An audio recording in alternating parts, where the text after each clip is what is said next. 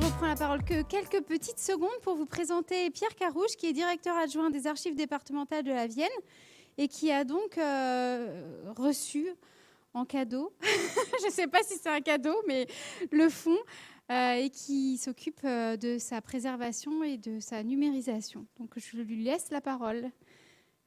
Donc, je vais effectivement évoquer avec vous les archives de Michel et Michel Vallière, d'une part, les archives elles-mêmes, et le travail qui a été engagé par les archives départementales autour de ce fonds.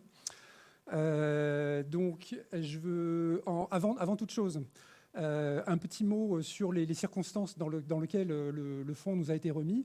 C'est au printemps 2015 que les Vallières nous ont proposé aux archives départementales les documents accumulés au fil de plusieurs décennies d'activités ethnographiques et linguistiques. La proposition qu'on a reçue à ce moment-là était à première vue surprenante. Pourquoi, en effet, choisir de confier à un service d'archives qui était alors dépourvu de toute expérience en matière d'archives sonores et audiovisuelles, un fonds dont le cœur est précisément constitué de plusieurs centaines d'heures d'enregistrements sonores et en partie audiovisuels. La question, en fait, a eu une réponse immédiate, puisque quand on nous a demandé acceptez-vous le fonds Vallière en don, on a répondu évidemment oui, sans trop savoir ce qu'on allait pouvoir faire, parce qu'on ne savait pas s'occuper d'archives sonores. Mais il est évident que quand on vous propose des archives de Michel Vallière, vous ne dites pas non, parce que vous ne pouvez pas dire non, ça c'est certain. Parce que le fonds a un intérêt majeur du point de vue scientifique historique, qui est absolument évident. Et ce sont les richesses de ce fonds, en tout cas quelques-unes d'entre elles, que je souhaite faire découvrir au travers de cette conférence, telles qu'elles nous apparaissent en tout cas aujourd'hui, 6 ans après nos premiers échanges avec Michel Vallière. Pour ce panorama qui sera forcément incomplet, parce que le fonds est tellement riche que je pourrais vous parler pendant 3 ou 4 heures, mais je vous propose d'avoir pour fil conducteur le parcours personnel et professionnel de Michel Vallière, ce qui permettra à ceux d'entre vous qui ne le connaissent pas ou pas bien de mieux comprendre en quoi ce parcours est exceptionnel et donc en quoi les archives qui résultent de ce parcours sont elles aussi riches. Et dans un second temps, j'évoquerai plus en détail le travail que les archives départementales de la Vienne ont entrepris autour du fonds Vallière, étant précisé d'emblée que ce travail est bien entamé aujourd'hui, j'aurai l'occasion d'y revenir, mais qu'il est aussi bien loin de son terme. Là, je vous parle d'un work in progress, de quelque chose qui est encore en cours assez largement, bien évidemment, bien sûr, pour un certain nombre d'années encore.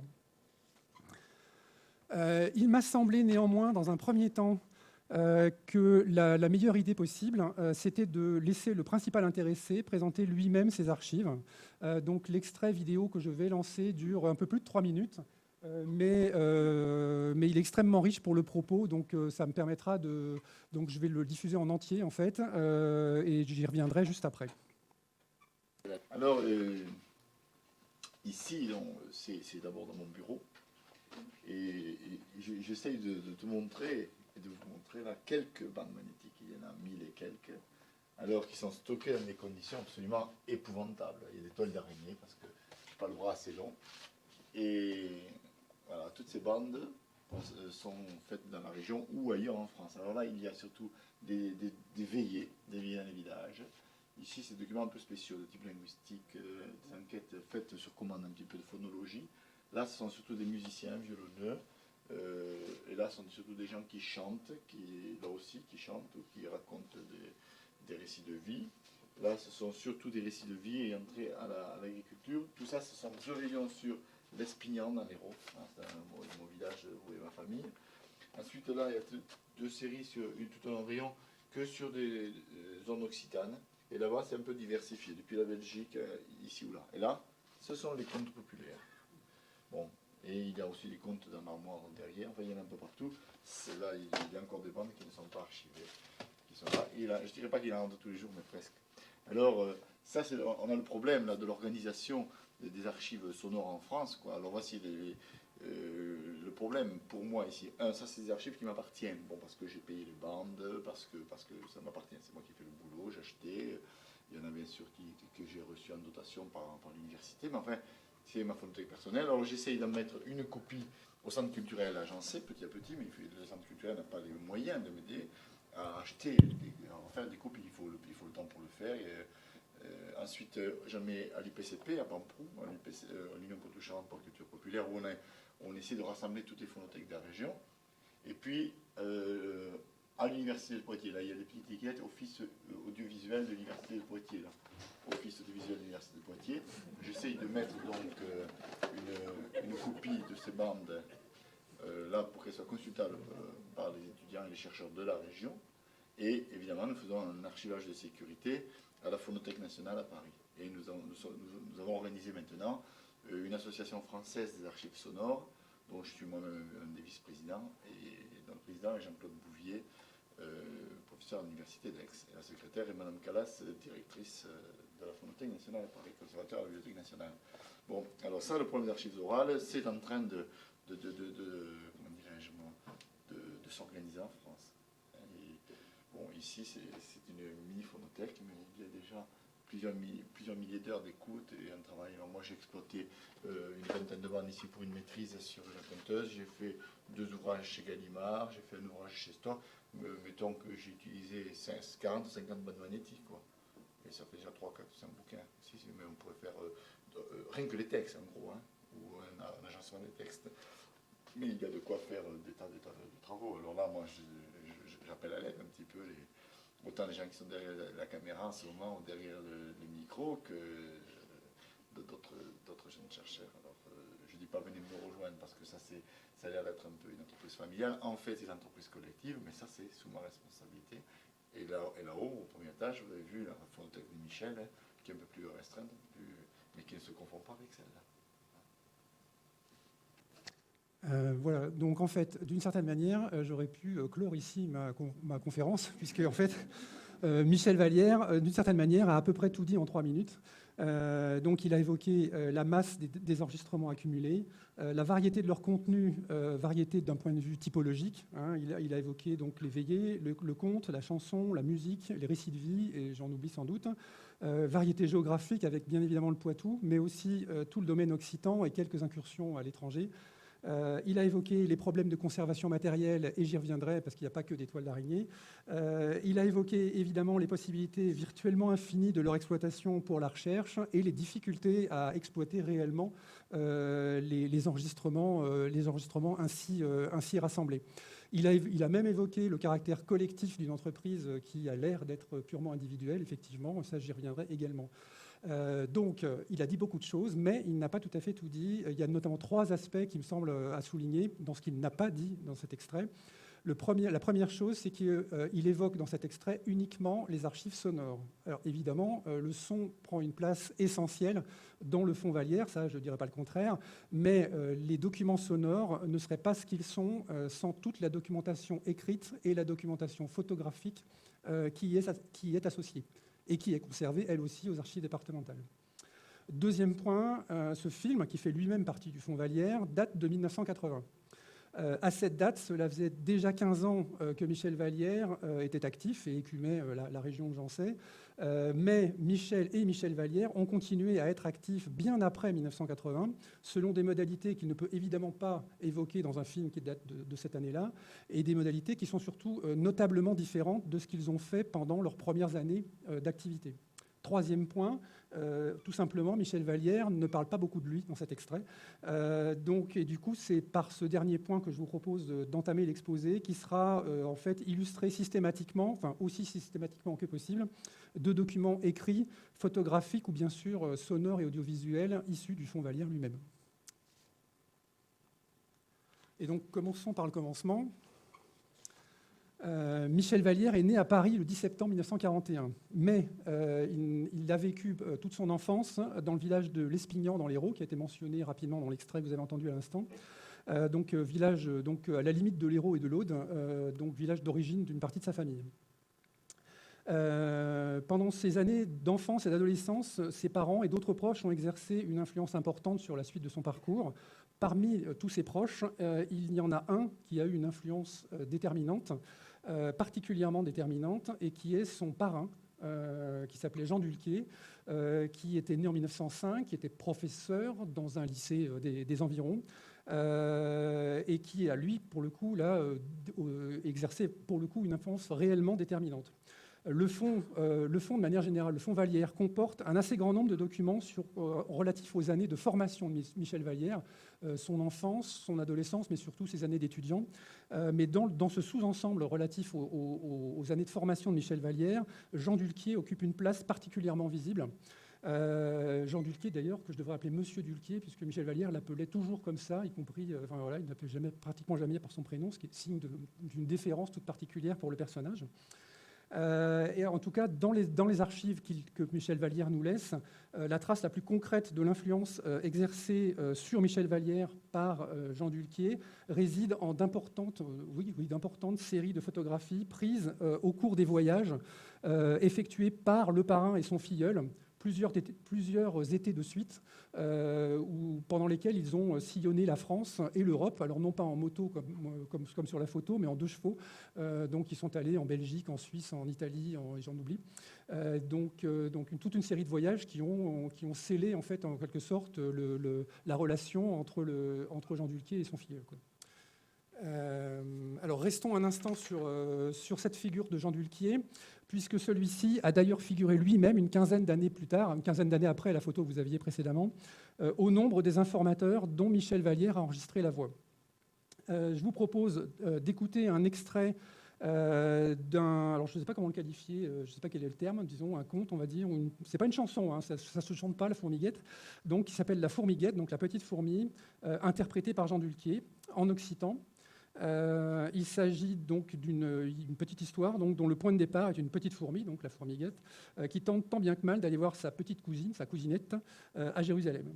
Et je vous ai mis à l'écran, c'est moyennement lisible, je pense, mais en tout cas, vous avez une transcription dactylographiée telle qu'elle figure dans une publication 1977, signée donc, par Catherine Robert et Michel Vallière, qui n'est pas une transcription exacte de ce que vous allez entendre, puisque c'est, bref, peu importe, c'est la même œuvre, disons. Voilà. Alors, je vous fais écouter l'enregistrement. Bon, Monsieur Dulquier, l'Espignat, là, le 24 septembre. Quel jour on est, le 23 septembre? Aujourd'hui, c'est le 24. Alors, est-ce que vous voulez me chanter la fourmiguette alors? Ça se chante pas. Ça se chante pas. Alors, nous chantez pas. J'ai pas de partie comment ça commence. Ça c'est rien. Il faut que je me rappelle ma grand-mère. C'était votre grand-mère? Oui. Quelle grand-mère? Mon arrière-grand-mère. Comment elle s'appelait? Elle s'appelait Claire Merle. Claire Merle, épouse de Granier. Qu'est-ce qu'elle chantait alors? Elle chantait pas, on connaît notre histoire. Tu marques tout ça? C'est un draconneur. Et bien, on raconte des histoires comme ça. Tu as une fourmiguette, c'est pas bien intéressant. Comment c'est ça? Une Paolo Fourmiguetto andava a Gerusalemme e sa cousinetta. Attendez, quel commença? Quoi? Quel commença à le dire au plat? Une Paolo Fourmiguetto andava a Gerusalemme e sa cousinetta. E passando in degel si copetta cambetto. Paolo Fourmiguetto. Paolo Fourmiguetto. No, Michel Angelica scopa la cambetta, la Paolo Fourmiguetto che andava a Gerusalemme e sa cousinetta. Lo sourire fondait Drugel. Michel Sourel che ha sfondato Gel che scopa la cambetta, la Paolo Fourmiguetto che andava a Gerusalemme e sa cousinetta. Las nivos tapeu lo Sourel. Michel las nivos che sta per lo Sourel che ha sfondato Gel che scopa la cambetta, la Paolo Fourmiguetto che andava a Gerusalemme e sa cousinetta. Lubim vites las nivos, Michel ben che vita las nivos che sta per lo Sourel che ha sfondato Gel che scopa la cambetta, la Paolo Fourmiguetto che andava a Gerusalemme e sa cousinetta. C'est là, c'est là. Lupalet, elle est louée. Mais champagne, qu'elle est bien, qu'elle vit à las nivos, qu'elle est fait le sourire, qu'elle a fondu gel, qu'elle a scopé la cambetta, la Paolo Fourmiguetto che andava a Gerusalemme e sa cousinetta. Lo rat trau che lupalet, mi c'è un rat che sta a paret che se sta ben, che vit a las nivos, che sta per lo sourire, che ha fondu gel, che a scopé la cambetta, la Paolo Fourmiguetto che andava a Gerusalemme e sa cousinetta.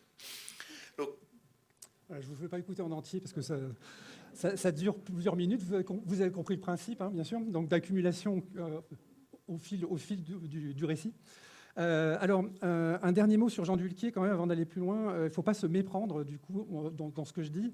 L'influence, ce n'est pas Jean Dulquier qui a directement incité Michel Vallière à se lancer dans le recueil des cultures populaires de tradition orale. Au dire de Michel Vallière lui-même, l'influence de Jean Dulquier s'est surtout exercée à un niveau plus, alors je ne sais pas comment le dire, plus large ou plus fondamental, disons.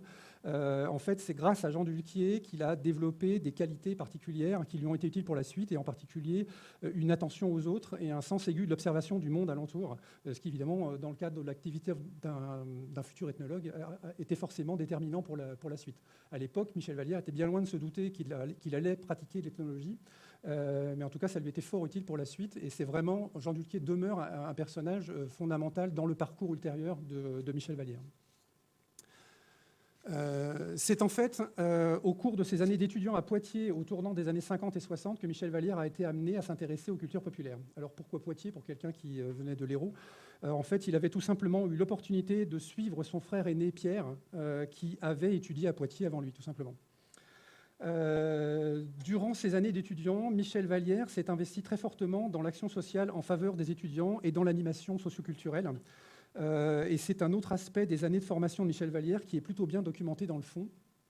Une multitude d'activités en parallèle à ses études de futur enseignant en physique. Et c'est à ce moment-là qu'il a rencontré une autre étudiante de Poitiers, Michel Gardré, qui était originaire de Saintonge et qui est devenue sa femme donc, quelques années plus tard. Or, Michel Gardré était alors déjà passionné de musique traditionnelle de son côté. Et du coup, on a d'un côté l'attrait de Michel Vallière pour l'animation socioculturelle, c'est, disons, conjugué assez aisément, évidemment, avec l'intérêt de Michel Gardré-Vallière pour les musiques traditionnelles. On imagine assez bien comment ça peut fonctionner. Du coup, on ne sera pas étonné de retrouver le jeune couple en tant qu'animateur de colonies de vacances, au cours desquelles ils ont mis en place des activités autour, je vous le donne en mille, des musiques traditionnelles, ce qui explique ce que vous avez à l'écran, espadrilles, short et cornemuse. Voilà.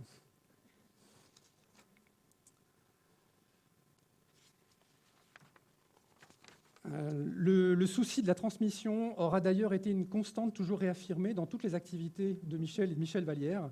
Je vous montre ici un autre extrait vidéo, plus court que le premier, filmé lors des répétitions d'un spectacle au collège de Jancet, monté par un groupe d'élèves dirigé par Michel Vallière, qui était enseignante. Il y a pratiquement 20 ans entre la photographie que je vous ai montrée juste avant et la vidéo que vous allez voir, mais cette vidéo fait néanmoins très directement écho à la photographie que vous avez vue juste avant. Vous allez pouvoir vous en rendre compte direct tout de suite.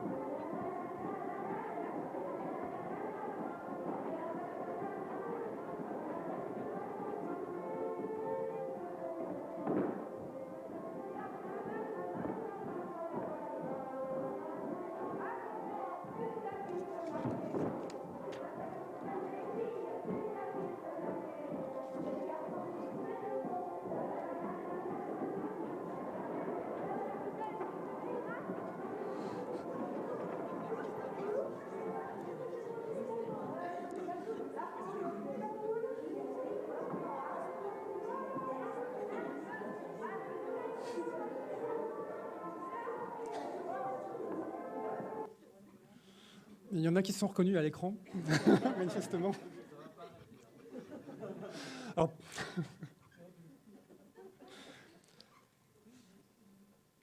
Alors, au demeurant, le travail engagé par Michel Vallière avec ses élèves au collège de Jancet en matière d'initiation aux musiques avances traditionnelles a débouché en 1983 sur l'une des réalisations les plus abouties des Vallières en matière de production discographique, les croquis sonores du pays de Brande de Poitou en 1983. C'est un disque qui est nourri à la fois d'enregistrements de terrain et du travail réalisé avec les élèves du collège, et ce dont rend compte un livret au texte abondant et richement illustré, ce dont j'ai essayé ce que j'ai essayé de montrer avec la photo que vous avez à l'écran. On reviendra un peu plus tard dans l'exposé sur les questions de production discographique dans le fond Vallière. Mais là, du coup, chronologiquement, je suis parti un peu loin, donc, puisque là, on est au début des années 80. Je vous propose de revenir aux années 60. Vous l'avez compris, donc, les Vallières, à l'issue de leurs études, sont devenus enseignants. Ça, je l'ai dit en passant. Après une année scolaire au lycée de Civray, pour l'année scolaire 63-64, le jeune couple est affecté à la rentrée 1964 au collège de Jancet, sans savoir qu'il s'apprête à passer plus de 40 ans dans cette localité.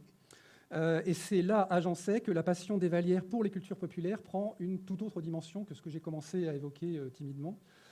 En effet, à Jancet, des échanges avec des voisins et des amis amènent Michel Vallière, presque fortuitement au départ, à réaliser ses tout premiers enregistrements à partir de 1965 à Jancet et dans les communes alentours. Dans les années qui suivent, les Vallières écument littéralement les campagnes du sud de la Vienne. Alors quand je dis le sud de la Vienne, c'est grosso modo un triangle Jancet, Civray, Charroux, grosso modo. Enfin, il y a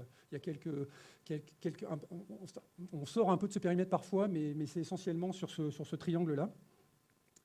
Et ils ont accumulé des heures, des dizaines, puis des centaines d'heures d'enregistrement auprès d'un nombre toujours croissant d'informateurs, comme ici à l'écran, donc Marcel Papineau de Magné, donc, qui est une commune juste à côté donc, de Jancet, qui est ici enregistrée par Michel Vallière, et donc elles sont toutes les deux prises en photo par Michel Vallière. Je ne résiste pas au plaisir de vous faire écouter un extrait du plus ancien enregistrement de Michel Vallière, donc au printemps 1965, sans doute au mois d'avril. Les débats sont encore en cours sur la date exacte. Ça se passait à Saint-Maurice-la-Clouère, juste à côté de Jancet. Et donc la personne que vous allez entendre s'appelle Alida Delhomme, et elle chante donc une chanson dont je vais juste vous faire écouter le début parce que c'est relativement long. Mais je vous propose de lire en contrepoint vous-même le texte qui se passe, lui, de commentaires, le récit que donne Michel Vallière bien plus tard de ce tout premier enregistrement.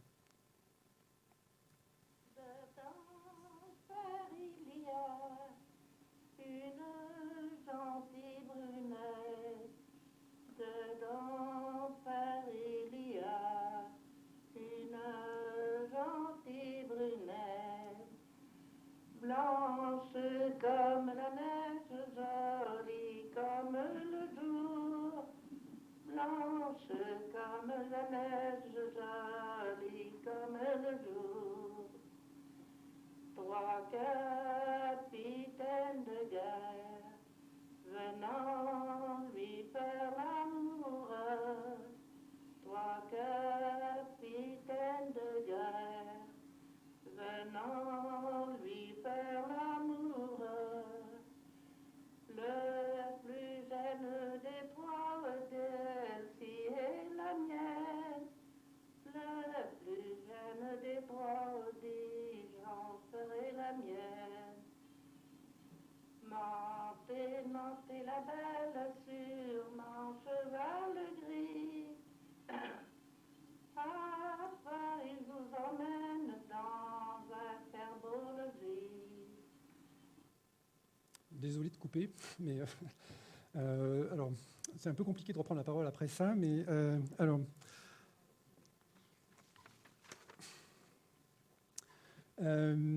Entre-temps, Michel Vallière n'a évidemment rien perdu de son intérêt que j'ai déjà mentionné pour l'animation socioculturelle, disons, au sens large du terme.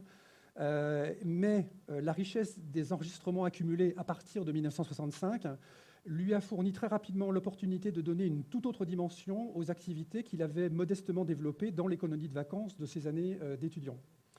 C'est ainsi que Michel Vallière suscite à la fin des années 60, avec quelques autres, la création de La Marchoise, qui prend une double forme. La première, c'est une troupe de musique et danse traditionnelle, dont le rapide succès, local puis un peu plus que local, permet à de jeunes Jancéens de se produire jusqu'en Tchécoslovaquie en 1969 et ici en photo en Espagne en 1972. La Marchoise prend une deuxième forme qui est celle d'un centre culturel qui sera non seulement le centre névralgique de la vie culturelle de Jancet pour les décennies suivantes, mais aussi le creuset de vocation très affirmée pour la collecte des cultures populaires sur le modèle précisément du travail entrepris par Michel Vallière lui-même. Paradoxalement, dans le fonds d'archives, dans le fonds Vallière, les traces les plus importantes de l'activité de la marchoise ne figurent pas dans le fonds sonore. On a quelques enregistrements de spectacles, mais c'est vraiment quelque chose d'assez marginal dans le fond. Par contre, on a d'importantes séries de photographies, comme celles que vous avez à l'écran, qui illustrent les différents spectacles montés par la marchoise à la fin des années 60 et au début des années 70. Y compris d'importantes séries de cartes postales éditées par la marchoise, dont la plupart d'entre elles, je pense, figurent dans le fonds d'archives également. Le succès de la marchoise conduit Michel Vallière à croiser la route d'un certain André Paché, qui, avec sa propre troupe des Pibolous, avait pris dans les Deux-Sèvres voisines des initiatives très comparables à celles que Michel Vallière avait prises à Jancé. De leur rencontre, née en 1969, l'UPCP, Union Poitou-Charentes pour la culture populaire, avec l'objectif affiché de fédérer toutes les initiatives, un grand nombre en tout cas d'initiatives locales, œuvrant en faveur de la préservation et de la diffusion des cultures orales locales. Paradoxalement, l'UPCP est relativement peu présente dans le fonds Vallière, ce qui est assez paradoxal, quelque part. Elle est présente en fait surtout à l'arrière-plan. Le fonds Vallière est vraiment les archives de Michel Vallière. L'UPCP existe encore et conserve ses propres archives. C'est sans doute là l'explication, tout simplement. Je pense que quelqu'un qui, à l'avenir, voudrait écrire une histoire de l'UPCP pourra difficilement faire l'impasse sur les archives de Michel Vallière aux archives départementales de la Vienne. Mais en revanche, à l'inverse, quelqu'un qui voudrait écrire l'histoire de l'UPCP à partir des archives de Michel Vallière uniquement se tromperait et ne pourrait pas s'en contenter. Ça me paraît assez évident. Mais l'UPCP reste quand même, malgré ce que je viens de dire, évidemment, un marqueur important dans l'activité de Michel Vallière. Puisque l'UPCP a été créé en 1969, et en 1969, la marchoise, la troupe, part en tournée en Tchécoslovaquie. Le centre culturel sort de terre, on va dire, à Jancé, et donc l'UPCP voit le jour. Et je vous rappelle que Michel Vallière était né en 1941, c'est donc un tout jeune homme de 28 ans qui, en 1969, vient d'accomplir tout ce que je viens de dire. Donc il ne faut pas perdre de vue ce point-là. L'histoire aurait pu s'arrêter sur cette série de succès, finalement, mais ce serait mal connaître Michel Vallière que de supposer qu'il puisse se reposer sur de pourtant déjà nombreux lauriers. En effet, parmi les nombreux informateurs rencontrés autour de Jancé, Michel Vallière a fait en particulier la connaissance, en 1967, d'une conteuse de Saint-Romain, donc toujours dans le même périmètre, un peu au nord de Charroux, qui s'appelait Marie Prieur. La richesse du répertoire de cette conteuse, sa facilité d'expression au micro et pour tout dire, en fait, son sens du spectacle, pour dire les choses assez clairement, conduisent Michel Vallière à revenir inlassablement enregistrer Marie Prieur jusqu'au décès de celle-ci en 1973. C'est une rencontre décisive dans la mesure où elle a conduit Michel Vallière à retourner sur les bancs de l'université, donc non pas à la faculté des sciences dont il était déjà diplômé, mais à la faculté des lettres, et a consacré en 1974 un mémoire de maîtrise à Marie Prieur. Et c'est là la première étape d'une véritable reconversion professionnelle. En fait, le jeune professeur de physique opère sa mue à ce moment-là, au début des années 70, vers l'ethnologie et la linguistique. Alors là, pour le coup, l'importance de Marie Prieur dans le parcours de Michel Vallière se reflète parfaitement dans le fonds d'archives. Et là, c'est même quasiment palpable, puisqu'on conserve 30 enregistrements, une trentaine en tout cas d'enregistrements sur bande. Le disque qui a été édité à partir d'une partie de ces enregistrements, les masters du disque, des transcriptions littérales systématiques des 30 bandes, des transcriptions phonétiques partielles pour une partie des bandes, le chapitrage complet des bandes, j'ai pas encore fini, la documentation photographique utilisée pour le livret du disque, et bien sûr le mémoire de maîtrise de Michel Vallière, à la fois dans sa version finale et dans plusieurs versions préparatoires. Ajoutons à ça quelques photos prises lors de séances d'enregistrement. Vous en avez une à l'écran, quoique les photos de Marie Prieur soient finalement un peu moins nombreuses que pour d'autres informateurs qui ont été enregistrés plus tardivement. Mais malgré ce petit bémol, disons, c'est clairement pour Marie Prieur qu'on a dans le fonds Vallière la documentation qui est la plus abondante, complète, exhaustive qu'on puisse souhaiter, en plus des enregistrements eux-mêmes, bien sûr. Et ce ne sera pas une surprise si je vous dis que les enregistrements de Marie Prieur sont précisément les tout premiers à avoir été confiés aux archives départementales au printemps 2017. Évidemment. Alors restons, comme pour Jean Dulquier, restons un instant sur Marie Prieur. Je vous propose d'écouter un extrait de l'un des 30 enregistrements que j'ai mentionnés, donc qui lui sont consacrés, avec la légende ici du Puy-Rabier, donc le Puy-Rabier étant une source située à Saint-Maurice-la-Clouère. Et vous avez donc à l'écran... À Magnier, pardon, à Magnier, excusez-moi. À Magnier, avec à l'écran... oui.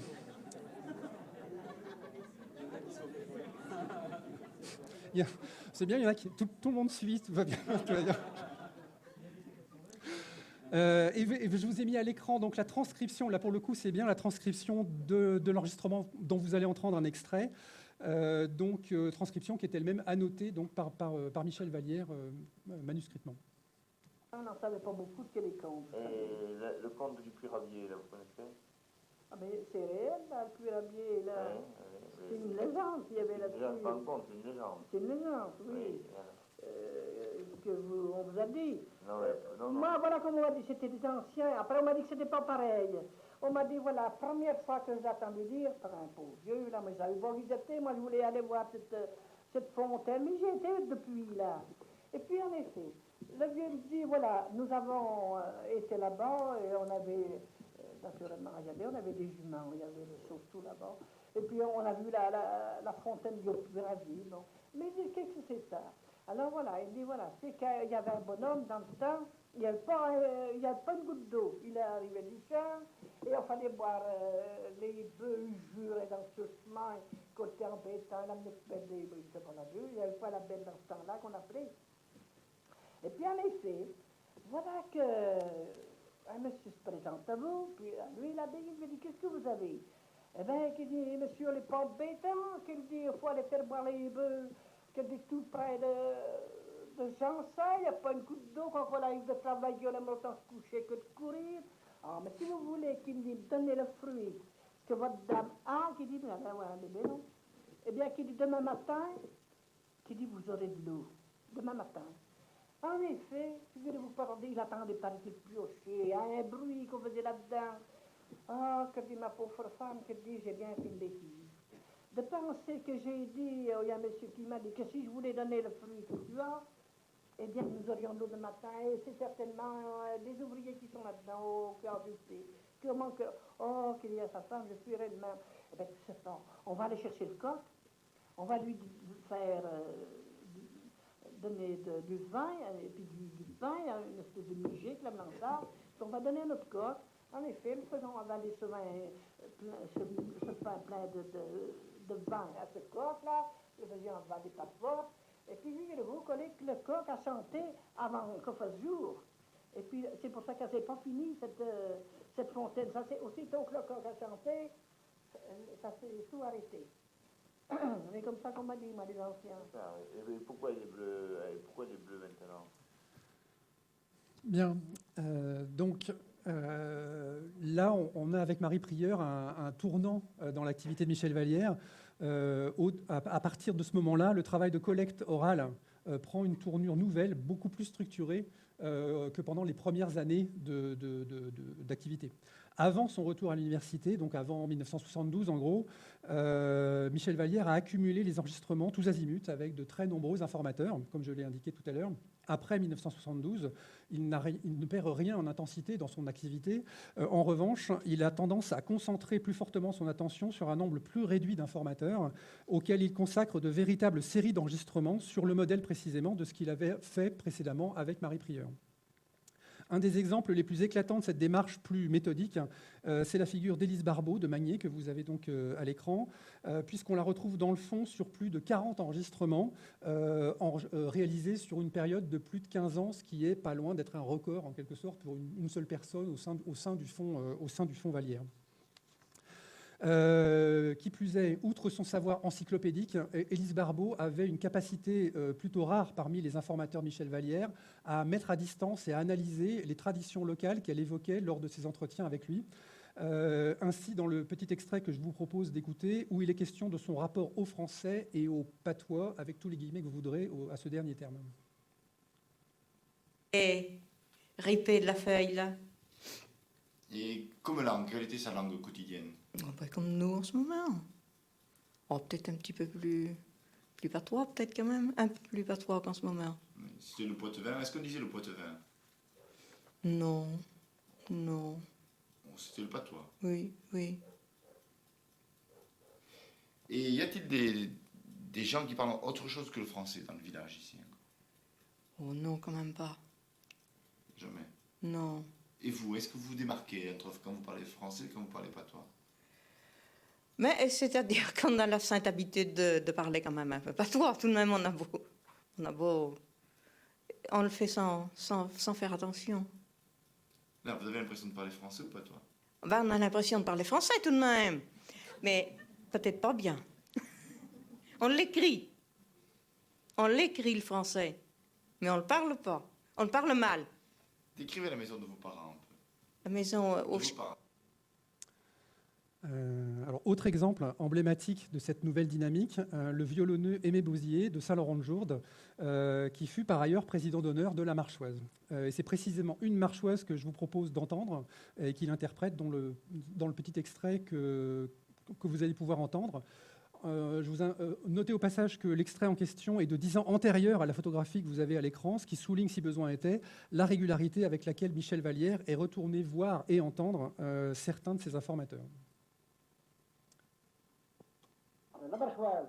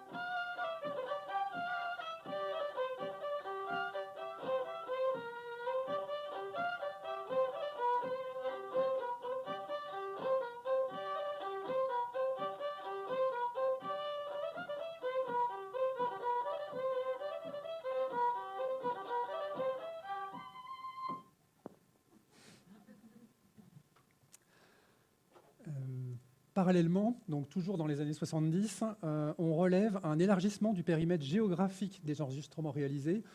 Jusqu'alors, on était très strictement sur le Poitou et même le sud de la Vienne, comme je l'ai déjà indiqué. Ça change donc dans les années 70. Il y avait déjà eu en 1970 un voyage au Portugal où Michel Vallière avait accompagné son frère Pierre et où il avait emmené, comme il se doit, son magnétophone préféré et dont il a ramené une petite série d'enregistrements comme il se doit.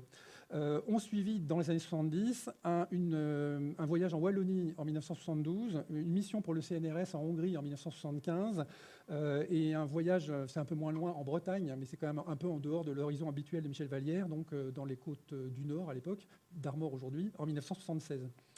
Mais tous ces voyages-là, et quelques autres que j'ai peut-être oubliés au passage, restent cependant des réalisations, disons, ponctuelles. Il en va différemment du domaine occitan, auquel Michel Vallière commence à s'intéresser spécifiquement du point de vue de la collecte, j'entends bien, à partir des années 70, et auquel il sera dès lors constamment fidèle, sans jamais renier pourtant son intérêt initial pour le Poitou.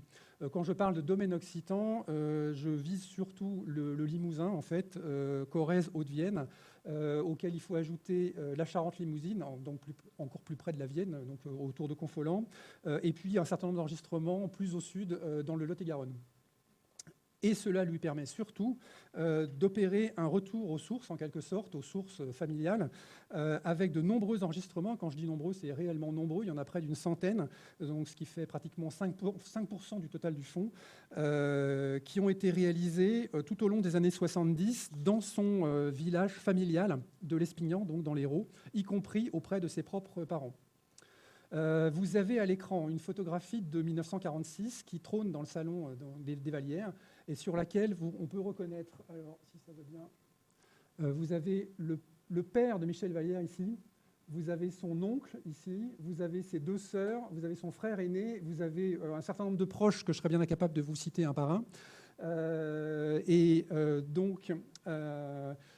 Comment dire Et il faut imaginer que la plupart d'entre eux, une trentaine d'années après cette photo, donc dans les années 70, ont pour la plupart été à leur tour enregistrés par Michel Vallière. Et d'ailleurs, au passage, Michel Vallière lui-même figure sur la photo, puisqu'il est là, derrière, dans les bras de son père. Je vous propose d'écouter un court extrait de la voix du père de Michel Vallière, lui aussi prénommé Michel, en 1975, pour un assez court conte en occitan, bien évidemment. Un cop un type che aveva un che con un indret. Bon. Allora ero possibile per lugar de Sant Petre e pas di trapet per se maga, per me che era pas sur un'aue. Allora un paesana, la paesana, faceva la causa de fuoco, la cuisine de fuoco. Allora abbiamo montato un trepied, ma che dopo tutto faceva un fioc e fare la suppa. Ma l'altro che era dell'acqua, di più un paio di lure, invece di cagare lo prende. E allora alla fine faceva la suppa. E a un momento dato, perché si era partita, cagette, e giusto in cappello lo pot. E il suo nome che mi è tombato, che è la causa del lupo, di volevo marito che la casa non si tombe, e volevo la mia dell'altro che avevo fatto dell'acqua. Voilà, c'était ça. Eh bien oui, c'est ça que le mot de la fête, ça. Et qu'elle racontait d'accord. Oh, perché mi rappelli pas. La gente tutto lo raccontato. A seto. E parli. E parli. Alors, une nouvelle étape en 1980, c'est celle de la consécration institutionnelle de Michel Vallière. Cette année-là, donc 1980, Michel Vallière est nommé au Conseil du patrimoine ethnologique, qui vient d'être créé au ministère de la Culture. Il fait donc partie des membres fondateurs de ce conseil. Et on trouve dans le fond un certain nombre de notes de Michel Vallière prises lors des réunions de ce conseil. Et 3 ans plus tard, en 1983, un poste d'ethnologue régional est créé sur mesure pour lui à Poitiers. Et c'est donc la photo a été prise dans son bureau d'ethnologue régional à la DRAC, la photo que vous avez à l'écran. À ce moment-là, il abandonne pour de bon l'enseignement secondaire, qu'il avait continué évidemment à exercer pour gagner sa vie, tout simplement. Et il s'emploie dans ses nouvelles fonctions d'ethnologue régional à favoriser et à valoriser les recherches en ethnologie menées dans la région Poitou-Charentes, et ce jusqu'à sa retraite en 2001. Les 18 années d'activité donc à la DRAC sont très documentées dans le fonds Vallière, évidemment peu dans la partie sonore, là c'est pas très surprenant. En revanche, dans la partie écrite du fonds, on trouve de très nombreuses notes prises en réunion, ainsi que des mémoires d'étudiants ou de jeunes chercheurs qui ont été patiemment soutenus, accompagnés, relus, corrigés, etc. Et on trouve aussi de très nombreuses photographies. Les années 80 et 90 sont particulièrement bien représentées dans la partie photo du fonds. Donc c'est vraiment un point important. Alors, quid du son dans tout ça? Puisque dans ces nouvelles fonctions, Michel Vallière a évidemment beaucoup moins de temps qu'auparavant pour enquêter lui-même sur le terrain. Ça, c'est bien évident. Donc les enquêtes, à partir de ce moment-là, en fait, se raréfient. La collecte va en diminuant en intensité, en quantité, disons. En revanche, il n'abandonne pas pour autant le NAGRA. Les enquêtes sont évidemment un peu moins nombreuses, mais quand elles existent, elles sont toujours approfondies. Et surtout, en tant qu'ethnologue régional, il dispose désormais de moyens qu'il n'avait jamais eus auparavant pour mettre en valeur les résultats de ses enquêtes. Dans l'extrait vidéo que je vous ai passé au début, Michel Vallière soulignait précisément en 1980, donc au moment où tout change, qu'il n'avait réellement exploité qu'une petite partie des enregistrements accumulés. La proportion s'inverse par la suite. Il y a moins d'enquêtes, mais la plupart d'entre elles connaissent des prolongements éditoriaux, disons, au sens large du terme. Ainsi, pour son enquête sur les ajoureuses, donc les broderies à Angles-sur-Langlin, réalisée pour l'essentiel en 1983-1984, il se fait accompagner par un photographe professionnel, Éric Dessert. C'est une photo d'Éric Dessert que vous aviez à l'écran dans la diapositive de titre de mon exposé de ce soir. Et leur travail conjoint donne lieu à la fois à un livre et à une exposition au musée Sainte-Croix dont vous avez l'affiche à l'écran. Et je vais vous faire écouter, bien sûr, un petit extrait des enregistrements, évidemment, qui ont été collectés à ce moment-là. Et dans les couleurs que vous travaillez, quoi, des crèmes surtout Des teintes claires, oui. Genre chemisier, quelle couleur vous définissez ça? C'est écru, ça. Écru. Écru, ça c'est un lainage. C'est un lainage. Oui. C'est une toile de laine alors? Non, c'est une étamine de laine. Une étamine de laine. Il y a une différence entre toile de laine et étamine. Alors, est-ce que vous pouvez m'expliquer un peu la différence? Bon, l'étamine, c'est plus fin comme tissage. Oui. C'est plus fin comme tissage. La toile de laine, c'est plus gros. On dirait une flanelle un peu. Un peu, oui. Oui, mais la flanelle, c'est entre ça et la toile de laine. Et donc là, c'est un tissage, donc vous pouvez arriver à les tirer. Oui. Ouais, oui, ça c'est. C'est vous qui avez inventé le motif là, pour Oui. le chemisier? Oui. Et quelle est la toile la plus facile à travailler? C'est la toile de lin, sans conteste. La toile de laine. Ouais. Et c'est celle qui est le plus demandée aussi? Pour le linge de table, le linge de maison, oui. Dites-moi, est-ce qu'il y a des clientes aujourd'hui ou dans le temps qui apportaient leur toile? Toujours. Et aujourd'hui encore? Oui. Hier, il y a une dame qui est venue justement apporter sa toile pour que l'on fasse quelque chose. Est-ce que vous apportez le dessin? Voilà, donc avec l'enquête sur les ajoureuses, on a donc une enquête orale approfondie, j'allais dire comme toujours avec Michel Vallière, une série de photographies à la fois très abondantes et de grande qualité puisque réalisées en grande partie par un photographe professionnel, et on a un livre et une exposition. En fait, cette enquête-là est probablement celle qui illustre de la manière la plus éclatante les trois dimensions matérielles du fonds Vallière, le son, l'image et le texte, qu'on retrouve pour la plupart des enquêtes, mais pas forcément de manière aussi complète et éclatante que pour cette enquête-là. Autre exemple, qui est aussi sans doute l'une des dernières grandes enquêtes de terrain de Michel Vallière, le recueil de chansons occitanes de Charente-Limousine, réalisé à Abzac, donc en Charente, avec deux campagnes de collecte, une en 1990 et une autre en 1999. Et là encore, le travail réalisé a été mis en valeur par la publication d'un coffret de deux CD, sur lequel on peut notamment entendre ceci. Vekiriba le jour, nous vend nous marida.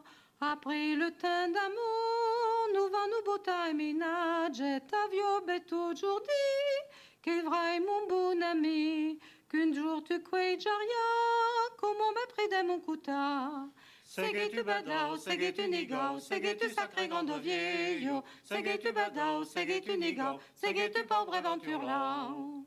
Si dit un andaki, qu'on nous veut un petit, foudre belle pâti, l'onuette n'est de mer et gaire, des foudres le nina, le mocha, le torcha, cosiro plochaba, décédilo tranquillita. Seguetu badao, seguetu nigao, seguetu sacré grand vieillot, seguetu badao, seguetu nigao, seguetu pauvre aventure là. Voilà, vous aurez noté au passage sur la photo qu'on fait parfois des miracles avec un balai, une cordelette et une pince à linge, en termes de conditions de prise d'enregistrement. Voilà. La production de ce coffret par Michel Vallière constitue, à la fin des années 90, un écho un peu lointain des très nombreux disques produits dans les années 60 avec la Marchoise ou dans les années 70 et 80 pour le compte de l'Institut d'études occitanes et dont on retrouve dans la plupart des cas un exemplaire dans le fond, puisque, si j'ai bien compté, il doit y avoir 28 disques différents au sein du Fonds Vallière, en plus évidemment de tous les enregistrements sur bande. Et je pense qu'on doit avoir à peu près un exemplaire de chacun des disques, sans trop me tromper, que Michel Vallière a produit, soit à partir de ses propres enregistrements, comme ce que je viens de vous faire écouter, soit en tant que producteur, à proprement parler, à partir d'enregistrements réalisés par d'autres que lui, disons. Quelques années plus tôt, en 1995, Michel Vallière avait réalisé une série d'entretiens avec un couple, Marie-Thérèse et Vincent Pelletier, d'anciens militants des jeunesses agricoles chrétiennes qui étaient originaires d'Anjou, mais qui étaient venus s'installer dans le Confolentay, puis non loin de là, en Limousin.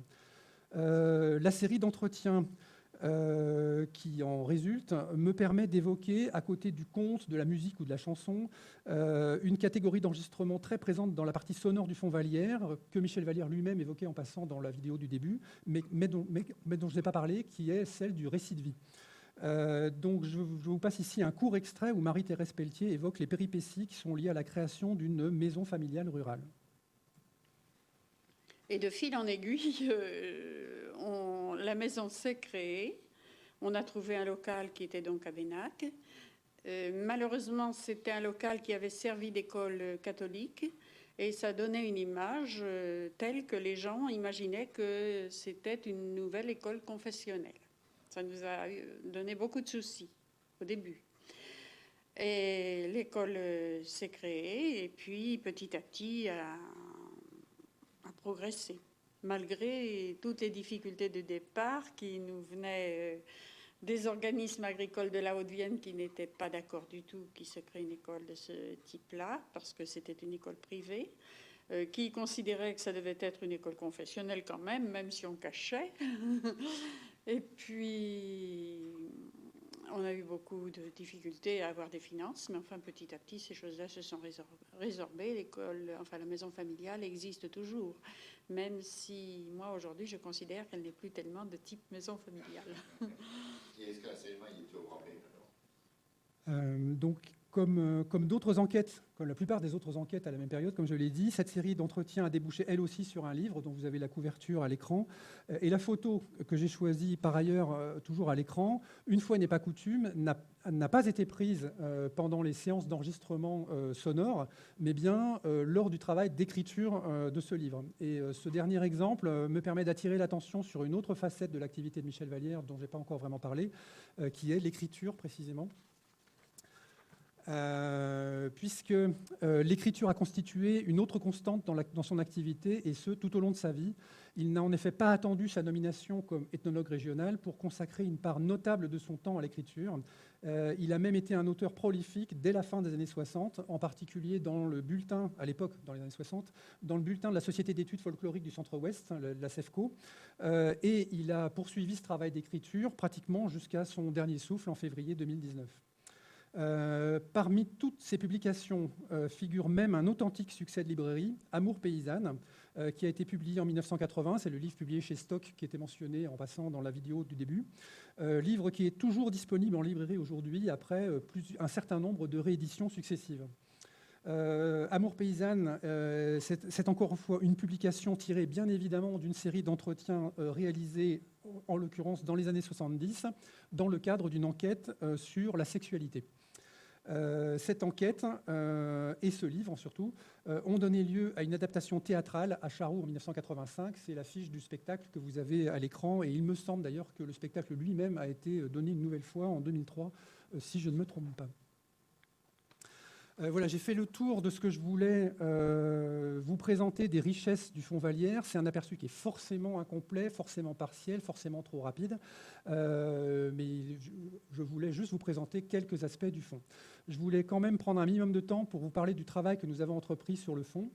J'en ai déjà un peu parlé au passage, bien évidemment, mais je voudrais y revenir de manière un peu plus systématique. Donc, les tout premiers contacts ont eu lieu en avril 2015, et les tout premiers échanges, ils ont été suivis d'une visite une première visite pour une prise de connaissance du fonds en octobre 2015, et puis le don lui-même, proprement dit, très officiellement, le 8 janvier 2016. Nous avons reçu une belle lettre de Michel et Michel Vallière, nous indiquant que très officiellement, ils faisaient don au département de la Vienne pour être conservés aux archives départementales de leurs archives, tout simplement. Après, il s'est écoulé 1 an et demi avant le début de la collecte proprement dite, qui a démarré donc en mai 2017.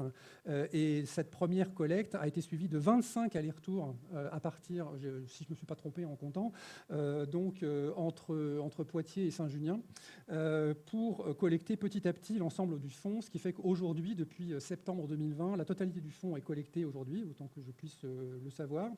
Mais ces allers-retours quasiment mensuels en fait, ont permis de rassembler non seulement les documents, mais aussi plein d'informations contextuelles lors des échanges que j'ai pu avoir avec Michel et Michel Vallière sur les documents relatifs aux documents que je collectais. Je dois avouer, en tant qu'archiviste, qu'on a peu d'occasion dans une carrière de collecter un fonds d'archives de manière aussi approfondie que ce que j'ai pu faire à l'occasion du travail qui a été mené entre 2017 et 2020. C'est une situation un peu rêvée en quelque sorte, hein, ça c'est sûr. La phase suivante, c'est la phase de numérisation qu'on a donc démarré, comme vous pouvez le constater, dès novembre 2017, donc bien avant d'avoir terminé de collecter l'ensemble des documents originaux. La numérisation, elle était nécessaire à double titre. D'une part, pour des raisons juridiques, tout simplement, parce que Michel et Michel Vallière avaient imposé ça comme une condition au don. On vous donne nos archives si vous numérisez toutes les archives sonores. Et puis d'autre part, pour des raisons techniques. Il était hors de question de consulter ou de laisser consulter les supports originaux fragilisés au fil du temps. Et donc concrètement, ça se traduit depuis novembre 2017 par une commande de numérisation tous les ans, financée par le département de la Vienne, avec une participation financière de l'État. Aujourd'hui, donc quand je dis aujourd'hui, c'est hier, au 6 décembre 2021, nous en sommes à 991 enregistrements numérisés, soit 50, quelque chose % du fonds. Donc on vient de franchir la première moitié du fonds numérisé en 2021. Ce qui représente très précisément 554 heures, 28 minutes et 46 secondes enregistrées. Du son et de vidéos d'ailleurs, parce que comme vous avez pu le constater, il y a un certain nombre de vidéos, mais essentiellement des fichiers sonores très clairement. Les perspectives, c'est que ça va nous prendre 10 ans pour numériser la totalité du fonds. J'espère qu'on aura terminé de numériser vers 2026, si tout se passe bien. Et ça aura coûté à la collectivité 120 000 € au total. C'est pour ça d'ailleurs qu'on n'en fait qu'un petit bout chaque année, puisqu'il faut trouver les financements chaque année pour le faire, bien évidemment.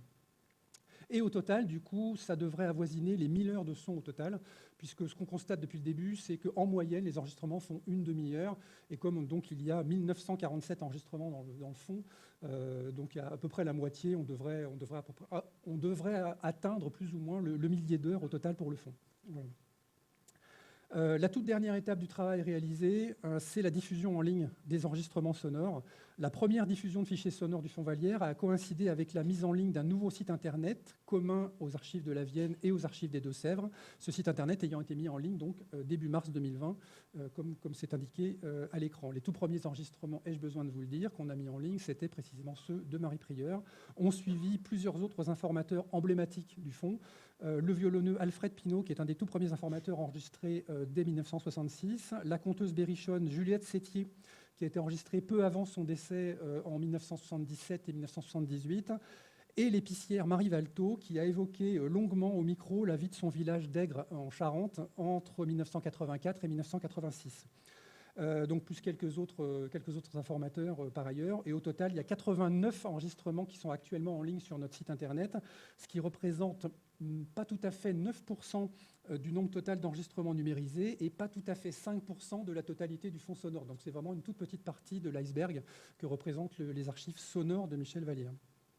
Et sont en cours de préparation les enregistrements d'Élise Barbeau, mais comme il y en a une quarantaine, ça prend un petit peu de temps, mais du coup, on passera de 89 à 130 d'un seul coup, le jour où je pourrai mettre tout ça en ligne. Voilà. Alors, si je vous présente les phases du travail, non pas de manière chronologique comme je viens de le faire, mais de manière plus logique tout court. Du coup, il y a donc une phase de collecte sur laquelle je ne reviens pas parce que j'en ai déjà parlé assez longuement. Donc c'est tout bêtement le transfert des supports originaux du domicile des Vallières jusqu'aux archives départementales de la Vienne. Une phase que je qualifie de récollement, donc, qui a été terminée au printemps 2020. En quoi ça consiste? Ça consiste à la cotation tout simplement des supports sonores et une première description, mais vraiment très sommaire, sur la base des indications qui figurent sur les boîtiers. Parce qu'à cette phase-là, les documents ne sont pas encore numérisés, donc nous ne pouvons pas les écouter tout simplement. Donc on est obligé de se contenter de ce qui figure sur le boîtier tout bêtement. Le récollement a été terminé au printemps 2020 pour l'ensemble du fonds, ce qui me permet justement de vous dire qu'il y a 1947 enregistrements sonores dans le fonds, très précisément.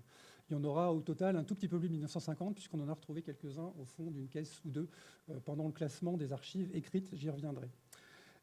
Troisième phase, la numérisation, j'y insiste pas, sauf pour dire qu'elle sera réalisée en totalité pour la partie sonore, mais j'ai déjà expliqué pourquoi. La description du fond, donc, qui se distingue de la phase de récollement, puisque là, alors d'une part parce qu'elle est plus détaillée que le récollement initial, et d'autre part parce que le récollement et la numérisation, les phases 2 et 3, concernent uniquement le son. La phase 4 de description concerne le son, mais aussi la documentation écrite et la documentation photo. C'est la phase de classement proprement dit, quand on parle du classement d'un fonds d'archives, et de description plus fine des documents. Et pour la partie sonore, bien sûr, elle se fait à partir des versions numérisées, puisque là, évidemment, il faut écouter un peu plus en détail, même beaucoup plus en détail, les enregistrements pour pouvoir les décrire de manière beaucoup plus détaillée et avec beaucoup moins de points d'interrogation. Cinquième phase du travail, la diffusion. Donc pour le son, ça se fera, et ça se fait déjà donc en partie par l'intermédiaire du site internet des archives départementales. Pour la photo et la documentation écrite, en revanche, on n'a pas prévu de numérisation, du moins pas systématique, et donc la consultation se fera en salle de lecture, tout simplement, comme pour la plupart des fonds d'archives que nous conservons par ailleurs. La toute dernière phase, c'est la seule qui ne soit pas encore entamée aujourd'hui, c'est la phase de pérennisation de la version numérique du fonds sonore, puisque quand on numérise les enregistrements originaux, on obtient des fichiers numériques qui sont stockés sur des serveurs pour l'instant, avec des sauvegardes, mais on voudrait aller au-delà de la sauvegarde et assurer un véritable archivage numérique, une pérennité pour sauvegarder ces supports-là. De manière vraiment durable. Et donc, ils seront versés très prochainement, j'espère, à partir de 2022, sur le système d'archivage électronique dont dispose déjà le département de la Vienne. Du moins, il s'agit d'un système d'archivage électronique mutualisé entre le département de la Vienne et la région Nouvelle-Aquitaine. Donc, paradoxalement, cette phase n'est pas entamée, mais c'est la seule sur laquelle les archives départementales ont une véritable expertise, puisque les archives de la Vienne sont pionnières en matière d'archivage électronique, avec ce SAE qui est opérationnel depuis 2012. Bon, tout ça est bien joli, mais à quoi ressemble concrètement le fonds Vallière?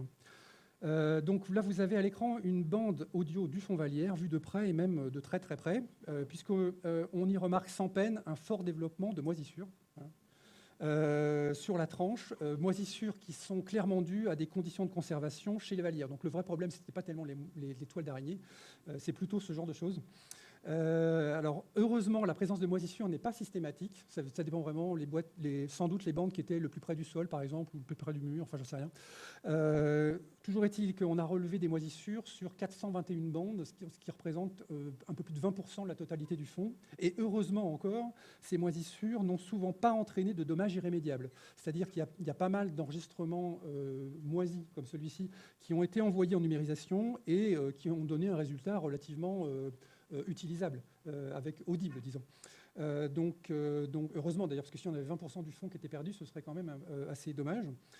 Ceci dit, il y a aussi des enregistrements qui ont mal vieilli, indépendamment des moisissures dont ils sont porteurs. C'est-à-dire qu'on a des enregistrements qui sont perdus, dont le son est irrécupérable, et qui n'ont pas forcément été moisis pour autant. C'est lié au vieillissement de la bande magnétique. Donc certaines bandes ont relativement bien vieilli, d'autres ont beaucoup moins bien vieilli. Et donc, il y en a quand même quelques-unes qui seront perdues, vraisemblablement. Si j'élargis un peu le cadre de la photo, donc vous avez ici à l'écran le boîtier d'une bande, donc le boîtier d'origine en fait d'une des bandes du fonds Vallière, et comme c'est écrit dessus, il s'agit précisément du plus ancien enregistrement du fonds, donc celui dont était extrait la voix d'Alida Delhomme que vous avez pu entendre tout à l'heure. Donc les mentions qui sont sur le boîtier, alors pas tellement celles qui sont de ce côté-ci du boîtier, mais plutôt celles qui sont de l'autre côté du boîtier, qui sont en général très détaillées par Michel Vallière, sont en fait essentielles pour nourrir la description de l'enregistrement. Donc vous avez ici à l'écran donc les noms donc le nom de Madame Delhomme bien sûr, mais aussi Potonnet, Madame Seine, Clémentin Guigné, qui sont les autres informateurs qu'on peut entendre par ailleurs sur la même bande. Je vous invite à noter en particulier en bas à droite les mentions des copies réalisées par Michel Vallière lui-même et qui permettent d'étudier la circulation de ces enregistrements du vivant de Michel Vallière, puisque là, il y a une mention très précise, de sa main à lui, bien sûr, qui indique qu'il y a une copie qui a été réalisée en 91 pour le Centre culturel de la Marchoise et une deuxième qui a été réalisée le 16 juillet 2002 pour un usage non précisé. Donc, toutes les mentions des copies sont scrupuleusement notées par nous. Ça nous permettra de savoir quelle proportion du fond on conserve sous forme d'originaux, quelle proportion du fond est conservée sous forme de copies, et quand on a l'original et que des copies existent par ailleurs, où se trouvent ces copies. Donc ça, ce sera vraiment un élément important. Michel Vallière était aussi un homme de réseau, et pouvoir étudier la circulation de ces enregistrements sera, je pense, assez intéressant. Et puis, pour le coup, c'est une vraie question d'archiviste. J'élargis encore un peu le cercle, le cadre, disons, de la photo. Donc là, vous avez 17 ou 18 bandes, toujours dans leur boîtier d'origine, qu'on a précieusement conservé, bien sûr, puisque la plupart d'entre eux sont porteurs d'informations qui sont précieuses et qui sont rangées l'une derrière l'autre dans des boîtes de conservation qui, elles, sont des boîtes que nous fournissons, nous. Donc, pour les archives départementales, on aperçoit le couvercle qu'on rabat par-dessus quand la boîte est pleine. Il y a un certain nombre de boîtiers qu'on a été amené à remplacer, mais parce qu'ils étaient hors d'usage. On a simplement, évidemment, dans ce cas-là, recopié soigneusement les informations qui figuraient dessus, bien sûr, pour ne pas perdre la trace de ces informations-là. Et donc, si j'élargis encore un peu plus le cadre, vous avez à droite de l'écran le fond Vallière avec les fameuses boîtes de conservation dans lesquelles se trouvent rangées les bandes, des boîtes de tailles différentes en fonction des formats de bandes ou des cassettes, des choses comme ça. Donc là, vous avez à l'écran, en fait, sur la photo de droite, quasiment tout le fond sonore qui est à peu près visible sur les quelques tablettes que vous avez là. Tout le fond sonore est rangé là. Et il faut imaginer que le fond sonore ne bougera pratiquement plus. La photo a été prise il y a plus d'1 an. Mais si je prenais la même photo aujourd'hui, vous auriez quasiment la même photo. Le fond, en fait, la partie sonore du fond ne bougera pratiquement pas du magasin, puisque la seule occasion pour les documents sonores de sortir de nos magasins, ce sera pour être confiés aux prestataires qui réalisent la numérisation pour notre compte. Voilà. Et je n'ai pas résisté au plaisir, évidemment, de mettre en regard, avant-après, en quelque sorte. Vous avez, en fait, le fond Vallière, le fond Vallière chez les Vallières, agencé en 1982. Donc, c'est à cet endroit-là que se trouvait Michel Vallière tout à l'heure dans la vidéo. Le cadrage n'est pas filmé sous le même angle, mais en tout cas, c'est au même endroit, disons, qu'il était quand il a présenté ces bandes tout à l'heure dans la vidéo. Bien. Et comme je vous le disais, les archives Vallière, ce n'est pas que du son. Il faut que je vous dise un mot évidemment de la documentation écrite et photographique. Dans les deux cas, le classement a été entamé. Là aussi, il est entamé, donc parallèlement au travail sur le son. Mais dans les deux cas, comme sur le son, il n'est pas achevé non plus. Donc pour la photographie, une répartition par thème a été réalisée en grande partie en janvier-février 2021, donc au début de cette année. Vous avez le résultat de cette première étape du travail donc sur la photo à droite.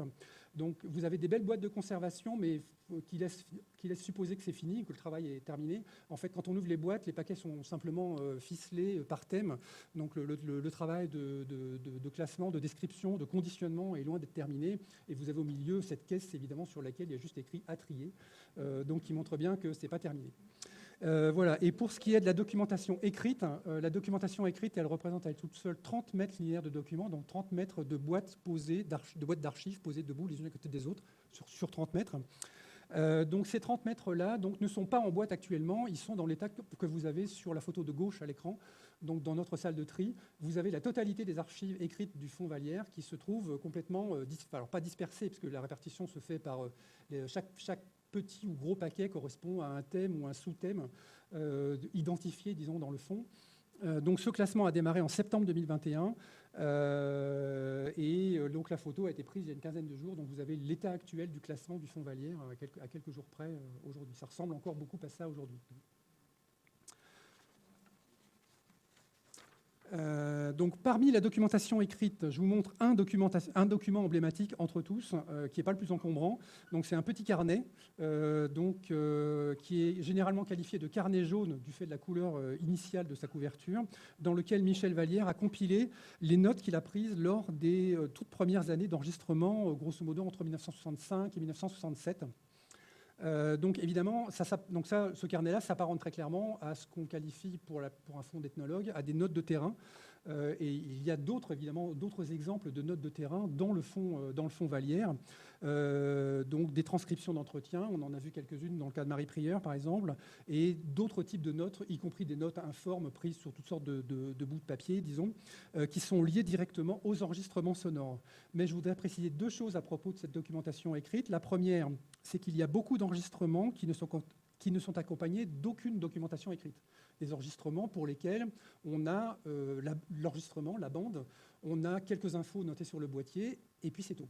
L'enregistrement n'a pas été exploité, donc du coup, on a vraiment très peu d'informations. Et à l'inverse, la documentation écrite du fonds Vallière contient beaucoup de documents qui ne sont pas directement liés aux enregistrements sonores, et des documents qui, en fait, balayent l'ensemble des autres activités de Michel Vallière, des dossiers documentaires sur différents sujets qui l'intéressaient, bien sûr, des dossiers de préparation de colloques, de rédaction d'articles ou de livres, de la correspondance, et puis toutes sortes de documents relatifs à ses activités universitaires, associatives, professionnelles, et j'en passe.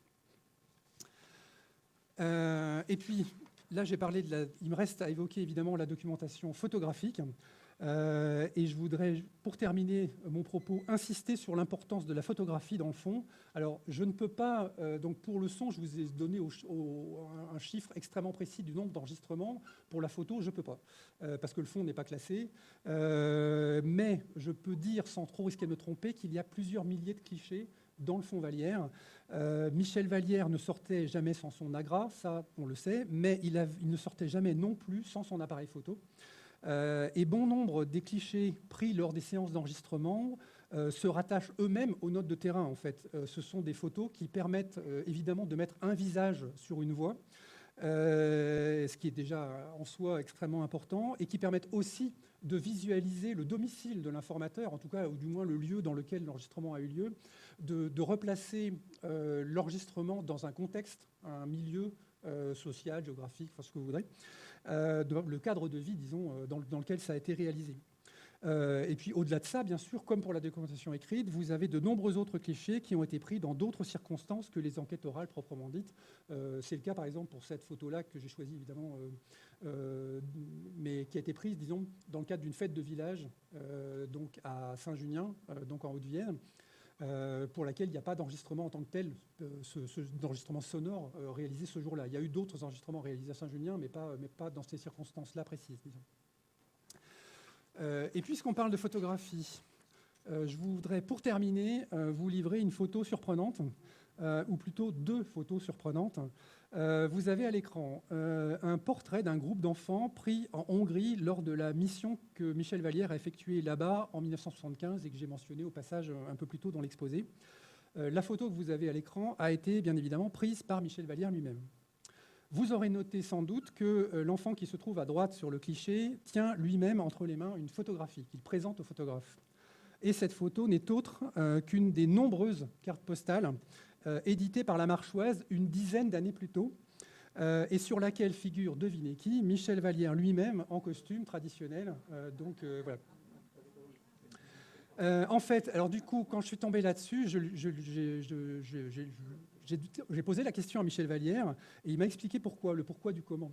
Quand il est parti en Hongrie, il s'est aperçu qu'il ne parlait pas le hongrois. C'est bête, mais voilà. Voilà.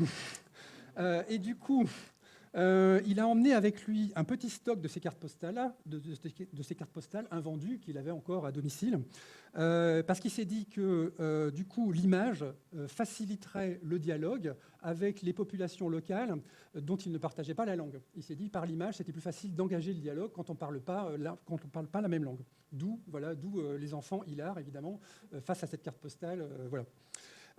Voilà, donc au-delà de cette anecdote, moi il me semble qu'il y avait dans cette photographie, ou plutôt dans ces deux photographies-là, un symbole assez fort en fait de tout ce que je viens de vous dire. C'est que l'expérience accumulée en tant qu'animateur de la Marchoise a donc servi très concrètement de socle au travail du chercheur qui était devenu Michel Vallière en 1975. Et si on avait des photos plus tardives qui présentent le même effet de miroir, finalement, on pourrait dire aussi, mais on peut le dire quand même finalement, que l'ethnologue régional, après 1983, a pu à son tour s'appuyer sur l'expérience du chercheur d'une part et sur celle de l'animateur socioculturel d'autre part. Et au final, c'est bien la cohérence du parcours de Michel Vallière que souligne une photographie comme celle-ci. Voilà, j'aurais pu conclure ma conférence ici, mais il m'a semblé quand même que, de même que j'ai laissé la parole à Michel Vallière au début, je pouvais bien lui laisser aussi le mot de la fin. Et donc, ce mot de la fin, je vous le livre pas plus tard que tout de suite. Voilà.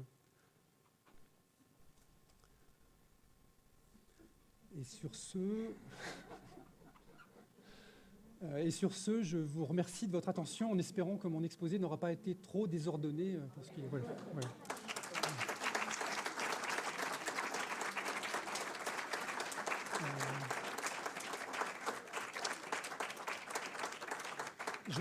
Je ne sais pas si on a un peu de temps pour des questions. Je sais qu'il faut qu'on parte à une certaine heure, mais... Voilà. Donc, vous avez un micro à votre disposition.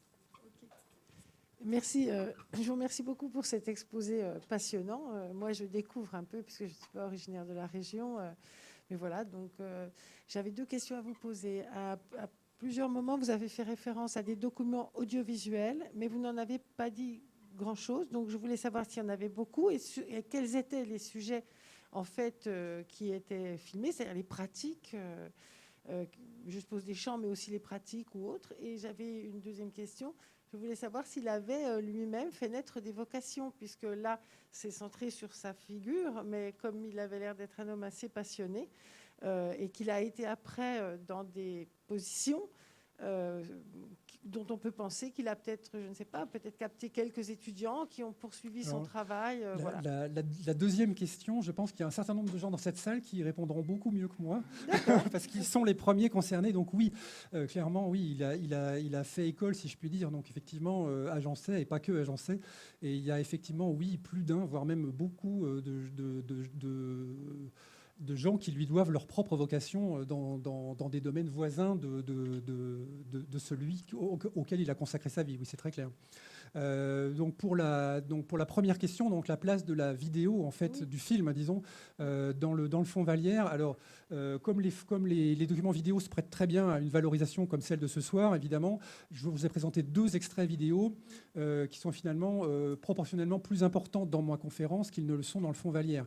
Il y a 1947 enregistrements sonores et vidéo, mais sur le total, les vidéos, j'ai pas noté le chiffre, malheureusement, parmi tous les chiffres que je vous ai donnés, mais il y a quelques dizaines de vidéos qui sont pour la plupart du début des années 80, fin des années 70, début des années 80. Donc il y en a quelques-uns qui ont été réalisés lors d'entretiens. On a des entretiens filmés. De la même manière qu'on a des entretiens sonores, il y en a quelques-uns qui ont été filmés, donc surtout au début des années 80. Et puis par ailleurs, donc, il y a un certain nombre d'autres occasions, comme les répétitions du spectacle qu'on avait tout à l'heure, ou Michel Vallière lui-même, puisque là c'était dans le cadre de la préparation d'un petit documentaire qui lui était consacré. Mais c'est une circonstance un peu particulière, disons. Donc, mais clairement, la vidéo est plutôt l'exception dans le fond. Même si elle existe, hein, bien évidemment, l'exception plutôt que la règle. La règle, c'est quand même l'enregistrement sonore. Et vous allez les mettre en ligne, ces vidéos ? Oui, tout à fait. Sauf la quasi-totalité du fonds est amenée à être mise en ligne, sauf qu'un certain nombre d'enregistrements pour lesquels il y a eu des restrictions qui ont été demandées, notamment en termes d'anonymat pour quelques informateurs, mais c'est vraiment une exception. Donc, dans la plupart des cas, les enregistrements seront mis en ligne de la même manière que quelques-uns le sont déjà, disons. Voilà. Je vous remercie. Merci. Oui, bonjour. En tant qu'ethnologue régional, Michel était très préoccupé. Donc, c'était la région Poitou-Charentes dont on parlait à l'époque. Il était très préoccupé par le devenir des archives sonores de l'UPCP Métive. Et on avait visité ensemble, près de la Porte Saint-Jacques, appartenaient les nouveaux locaux à l'époque de l'UPCP Métive. Et on avait vu effectivement un stockage d'archives sonores qui était un petit peu semblable à ce qu'il avait chez lui à l'origine. Et il était très préoccupé par la conservation de ça. Est-ce que vous avez une idée de ce que deviennent ou sont devenues ces archives sonores de l'UPCP Métive qui sont aussi extrêmement riches ?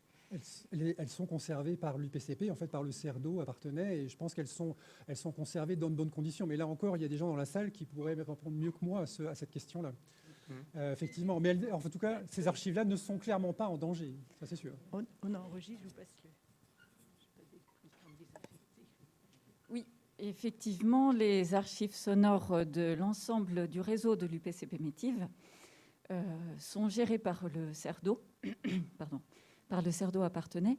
Ce n'est pas pour autant que l'ensemble des documents s'y trouvent parce que les locaux ne sont pas adaptés à la conservation, mais effectivement, une partie se trouve soit encore dans les lieux des associations, des réseaux qui ont réalisé les collectes. Et pour ceux qui ont été déposés, nous avons une convention avec les archives départementales des Deux-Sèvres qui nous permettent de stocker tout ça dans de bonnes conditions.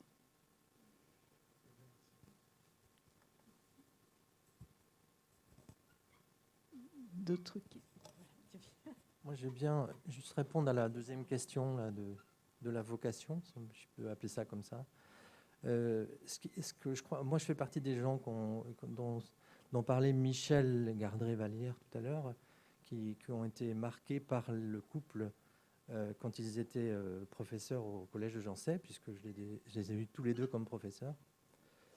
Et je peux dire, au nom de quelques-uns qui sont autour de moi, là, qui les ont connus de la même façon, que le fait d'avoir été trempé en immersion dans cette fabuleuse histoire a vraiment modifié complètement nos vies. La mienne, en tout cas, c'est sûr.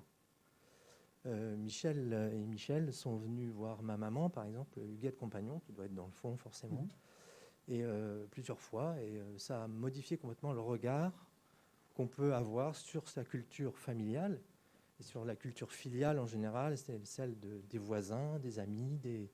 On a été aussi amené à faire des collectes à l'âge de 12 ans pour moi, donc à participer à des stages de collecte. Donc ça modifie complètement le regard qu'on a sur le monde, sur sa propre culture, je dirais ça, en fait. Voilà.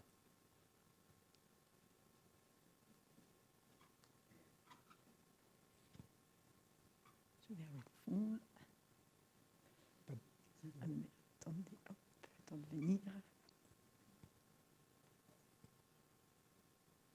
Oui, je m'appelle Jacques Chauvin.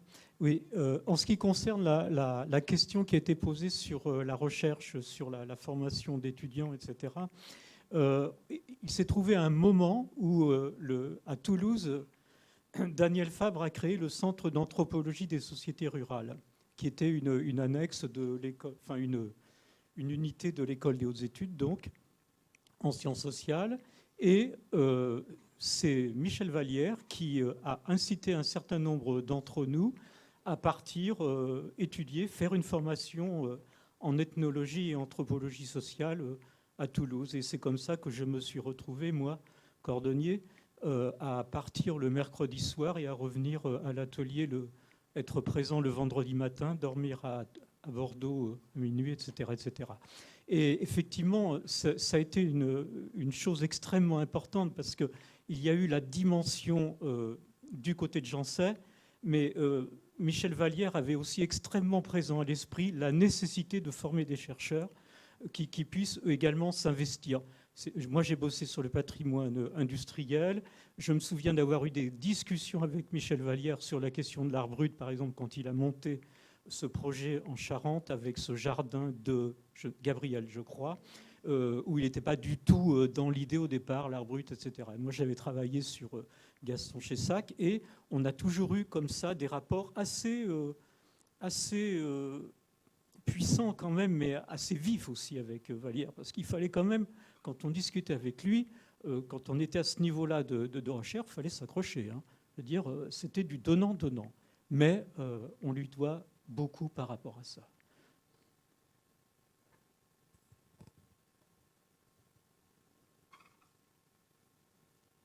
Pas d'autres témoignages, d'anecdotes? Monsieur Carouge, non? S'il n'y a pas d'autres questions, en tout cas, je vous renouvelle tous mes remerciements pour votre attention. Merci beaucoup. Je vous invite aussi à consulter notre site internet, puisque vous pouvez aller... alors, vous ne pouvez pas consulter tout le fonds Vallière, mais ce qu'il y a déjà est déjà bel et bien audible sur notre site.